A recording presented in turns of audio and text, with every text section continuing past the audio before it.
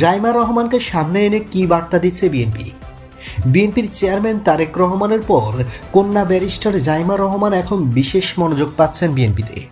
দলটির পক্ষ থেকে তাকে ধীরে ধীরে সামনে আনা হচ্ছে বলে ধারণা করছেন রাজনৈতিক পর্যবেক্ষকদের অনেকে।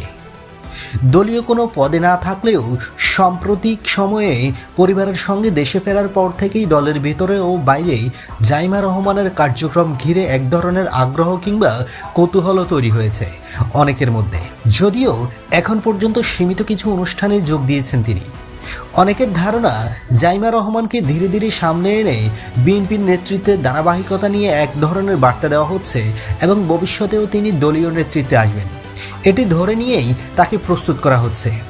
আবার কারো ধারণা সংসদ নির্বাচনকে বিবেচনায় নিয়েই বিএনপির নীতি নির্ধারকেরা জাইমা রহমানকে বিভিন্ন কৌশলে সামনে আনছেন, যার মাধ্যমে তরুণ সমাজ ও নারীদের আকৃষ্ট করার একটি চেষ্টা থাকতে পারে। বন্ধুরা, নিত্য নতুন এক্সক্লুসিভ খবরাখবর সবার আগে পেতে আমাদের ইউটিউব চ্যানেলটি সাবস্ক্রাইব করে পাশে থাকা বেল আইকনটি অন করে দেওয়ার অনুরোধ রইল।